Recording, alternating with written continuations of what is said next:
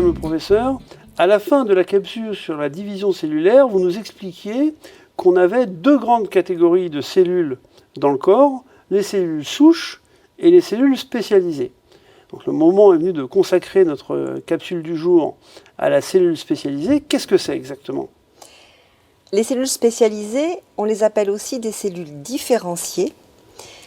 Ce sont des cellules qui ont acquis des fonctions particulières, fonctions qui sont différentes d'une cellule spécialisée à l'autre et qui leur permettent de faire fonctionner nos organes. Donc ce sont des cellules qui ont des propriétés, des formes et des fonctions spécifiques et différentes d'un organe à l'autre.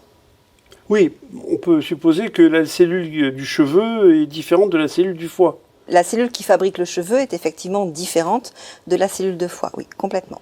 Et on a combien de cellules spécialisées, de catégories de cellules spécialisées ? Autant que d'organes, en fait ?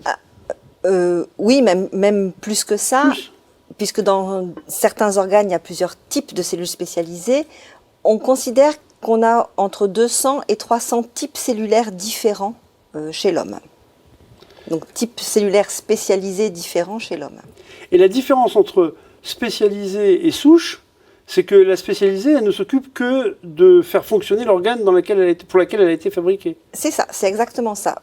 Par exemple, un neurone, c'est une cellule hautement spécialisée. Elle a comme seul rôle de faire fonctionner le cerveau et le système nerveux central. Son seul rôle, ça veut dire qu'elle n'a pas dans son rôle de se subdiviser, de se diviser elle-même. Ah non, elle peut plus se diviser. C'est la cellule souche dont elle procède qui éventuellement fabriquerait de nouveaux neurones. C'est ça. Les cellules spécialisées ne se divisent plus, à l'exception des cellules du foie, mais c'est vraiment un cas particulier. Et elles sont fabriquées à partir des cellules souches. Et vous pouvez nous donner quelques exemples de cellules spécialisées ? Oui, par exemple, les globules rouges sont des cellules spécialisées, les neurones, les spermatozoïdes sont des cellules spécialisées, les cellules que vous avez de la peau sont des cellules spécialisées. Et on en fabrique pendant toute notre vie ? Toute notre vie, à des rythmes différents. Par exemple, les cellules du sang, elles sont remplacées intégralement toutes les 3-4 semaines. Les cellules des os sont remplacées intégralement tous les 20 ans. Donc c'est vraiment un rythme de remplacement qui est différent. Et au cours de leur fabrication, elles acquièrent leurs propriétés de cellules spécialisées. Et cette durée ou ce rythme de renouvellement de 20 ans, c'est le plus long de ce qu'on observe dans le corps humain. Oui. Donc ça veut dire que moi, je suis totalement différent de ce que j'étais il y a 20 ans.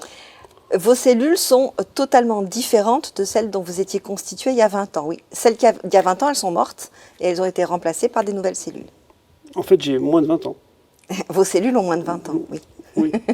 Oui. Donc je suppose que ça veut dire que ce n'est pas exactement les mêmes cellules parce qu'on ne peut pas considérer qu'elles ont la même performance des cellules qui nous constituent quand on a 20 ans. Oui, parce que globalement, le fonctionnement des organes use les organes et ça crée un vieillissement général, même si les cellules spécialisées sont remplacées tout au long de la vie de l'individu.